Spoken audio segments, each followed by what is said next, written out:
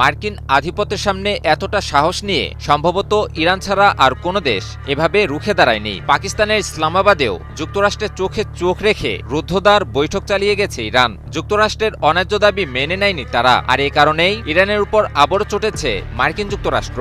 তবে শত চাপের কাছেও মাথা না নোয়ানোর অঙ্গীকার করেছে ইরান, উল্টো লড়াই চালিয়ে যাওয়ার ঘোষণা দিয়েছে দেশটি। তবে কি এবার এক ভয়াবহ পরিণতির দিকেই এগোচ্ছে ইরান যুক্তরাষ্ট্র সংঘাত?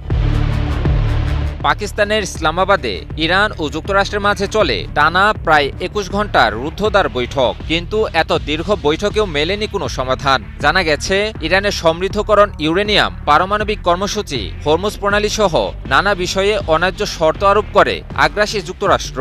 ইরানের দাবি, যুদ্ধ করেও যা আদায় করতে পারেনি যুক্তরাষ্ট্র, ইসলামাবাদ আলোচনায় তাই দাবি করে বসে তারা। আর তাই ইরানের উপর চটেছেন মার্কিন প্রেসিডেন্ট ডোনাল্ড ট্রাম্প। ইরানকে নিয়ে একের পর এক হুমকি ধামকি দিয়েই চলেছেন তিনি। একই সাথে ইরানের হরমুজ প্রণালী নিয়েও দিয়েছেন অবরোধের ঘোষণা। যুক্তরাষ্ট্রের এসব হুমকি ধামকি কিংবা অবরোধের বিষয়ে একই অবস্থান ধরে রেখেছে ইরান।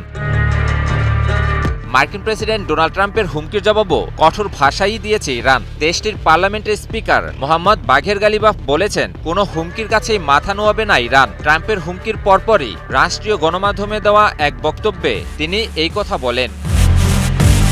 গালিবাফ বলেন, যুক্তরাষ্ট্রের সঙ্গে আলোচনায় ইরান সদিচ্ছা দেখাতে খুব ভালো উদ্যোগ নিয়েছিল, যার ফলে আলোচনায় অগ্রগতিও হয়েছিল।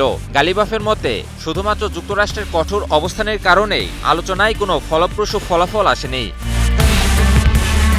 গালিবাফ আরও বলেন, ডোনাল্ড ট্রাম্পের নতুন হুমকি ইরানি জাতির উপর কোনো প্রভাব ফেলবে না। যুক্তরাষ্ট্রের প্রতি কড়া বার্তা দিয়ে তিনি বলেন, যুক্তরাষ্ট্র যদি লড়াইয়ের পথ বেছে নেয় তবে ইরানও লড়াইকেই বেছে নেবে। যুক্তরাষ্ট্র যদি কোনো যুক্তি দাঁড় করায় তবে তাও যুক্তি দিয়েই মোকাবিলা করার কথা জানান তিনি।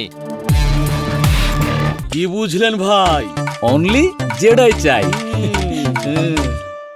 এরপরেও যুক্তরাষ্ট্রের শত হুমকির পরও মাথা না নোয়ানোর প্রত্যয় ব্যক্ত করেন তিনি। গালিবাফ বলেন, যুক্তরাষ্ট্র চাইলে ইরানের দৃঢ়তা পরীক্ষা করে দেখতে পারে। তিনি জোর দিয়ে বলেন, যদি তা করে তবে ইরানের কাছ থেকে বড় শিক্ষা পাবে যুক্তরাষ্ট্র। অনেক বিশ্লেষকের মতে ইরানিরা হচ্ছে ভাঙবো তবু মচকাবো না জাতি। যুক্তরাষ্ট্র চাইলে বোমা ফেলে পুরো ইরান জুড়ে ব্যাপক ধ্বংসযজ্ঞ চালাতে পারে, বহু মানুষের প্রাণহানি ঘটাতে পারে, কিন্তু তবুও ইরানের অটল সংকল্পে এতটুকুও চির ধরাতে পারবে না যুক্তরাষ্ট্র। কবি সুকান্ত ভট্টাচার্যের সেই কালজয়ী কবিতার লাইনটি জ্বলে পুড়ে মরে ছারখার, তবু মাথা নোয়াবার নয়, আজ যেন ইরানের বর্তমান পরিস্থিতির সাথে হুবহু মিলে যায়। ইমন আলী, নিউজ 24।